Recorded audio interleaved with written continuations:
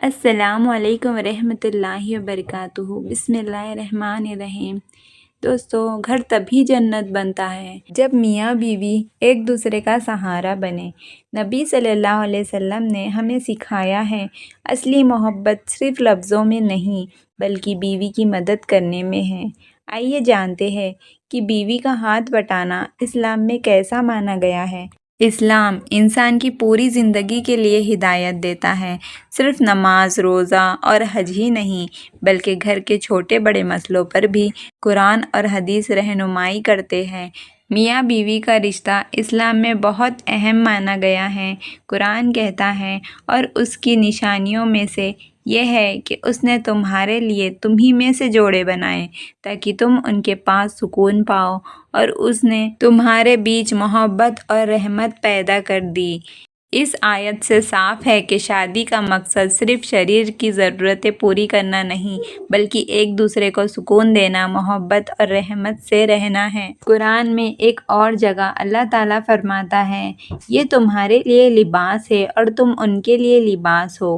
لباس یعنی کہ کپڑا انسان کی حفاظت کرتا ہے، اس کی کمیوں کو ڈھانپتا ہے اور اسے زیبا بناتا ہے۔ یہی کام میاں بیوی ایک دوسرے کے لیے کرتے ہیں۔ حضرت عائشہ رضی اللہ عنہا فرماتی ہیں، رسول اللہ صلی اللہ علیہ وسلم اپنے گھر کے کاموں میں ہاتھ بٹاتے تھے۔ وہ اپنے کپڑے خود سی لیتے، جوتے خود ٹھیک کر لیتے اور بکریہ کا دودھ خود نکال دیتے۔ جب نماز کا وقت ہوتا تو مسجد چلے جاتے۔ اس حدیث سے ہمیں دو باتیں معلوم ہوتی ہے۔ ایک تو یہ ہے کہ گھر کا کام کرنا مرد کے شان کے خلاف تو بالکل بھی نہیں ہے، اور دوسرا، بیوی کی مدد کرنا سنت نبوی ہے۔ اب سوال یہ آتا ہے کہ بیوی کا ہاتھ بٹانا کیوں ضروری ہے؟ بیوی بھی انسان ہے، اسے بھی تھکان ہوتی ہے۔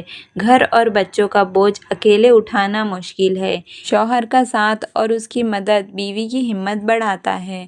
اس سے محبت اور رحمت کا رشتہ مضبوط ہوتا ہے۔ اسلام میں بیوی کا ہاتھ بٹانا کوئی مجبوری نہیں بلکہ اخلاقی ذمہ داری اور سنت ہے۔ نبی صلی اللہ علیہ وسلم نے خود عمل کر کے دکھایا کہ اصلی مردانگی اس میں ہے کہ انسان اپنے گھر والوں کے لیے آسانیاں پیدا کرے۔ اللہ تعالیٰ نے قرآن میں فرمایا، اور نیکی اور پرہیزگاری کے کاموں میں ایک دوسرے کا ساتھ دو۔ اس آیت سے ہمیں یہ سبق ملتا ہے کہ گھر کے کام بھی اگر نیک نیت سے کیے جائے تو وہ بھی نیکی کا کام بن جاتا ہے۔ رسول اللہ صلی اللہ علیہ وسلم نے فرمایا، تم میں سب سے بہتر وہ ہے جو اپنے گھر والوں کے لیے سب سے بہتر ہو، اور میں اپنے گھر والوں کے لیے سب سے بہتر ہوں۔ اس حدیث سے صاف ہے کہ مرد کی اصلی اچھائی مسجد یا بازار میں نہیں بلکہ اس کے گھر والوں کے ساتھ ہے۔ اگر کوئی مرد باہر بہت نیک اور شریف دکھے لیکن گھر میں بیوی کی مدد نہ کرے، یہ تو ادھورا نیک ہے۔ حضرت علی رضی اللہ عنہ نے ایک بار کسی سے پوچھا، بہتر انسان کون ہے؟ تو انہوں نے جواب دیا، وہ جو اپنے گھر والوں کے لیے آسانیاں پیدا کرے۔ اور دوستو، یہ بھی تو دیکھو نا کہ بیوی کی مدد کرنے کا اجر اور ثواب بھی ملتا ہے۔ جب مرد اپنی بیوی کے ساتھ کام کرتا ہے تو یہ اس کے لیے صدقہ بن جاتا ہے۔ حدیث میں آتا ہے کہ بیوی کے منہ میں ڈالا ہوا ایک نوالا بھی صدقہ ہے۔ اگر کھانا کھلانا صدقہ ہے تو اس کی مدد کرنا اور بوجھ ہلکا کرنا بھی ضرور صدقہ ہی تو ہوگا۔ جب شوہر مدد کرتا ہے تو بیوی کے دل میں اس کی عزت اور محبت بڑھ جاتی ہے۔ گھر کا ماحول نرمی اور رحمت سے بھر جاتا ہے۔ بچے بھی دیکھ کر سیکھتے ہیں کہ اصلی مرد وہی ہے جو گھر والوں کی مدد کرے، اور اس کے دنیا اور آخرت میں دونوں میں فائدے ہیں۔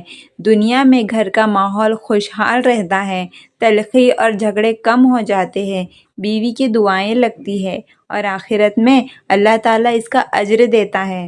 بیوی کی مدد کرنا کوئی چھوٹا کام نہیں بلکہ یہ نیکی، صدقہ اور سنت ہے۔ مرد اگر اس کو اپنائے تو گھر بھی جنت جیسا ہو جاتا ہے اور آخرت بھی آسان ہو جاتی ہے۔ دوستو، ویڈیو کیسے لگا مجھے کمنٹ میں ضرور بتانا، اور ہمارے نور ہدایت چینل کو سبسکرائب ضرور سے کر دینا۔ السلام علیکم ورحمۃ اللہ وبرکاتہ۔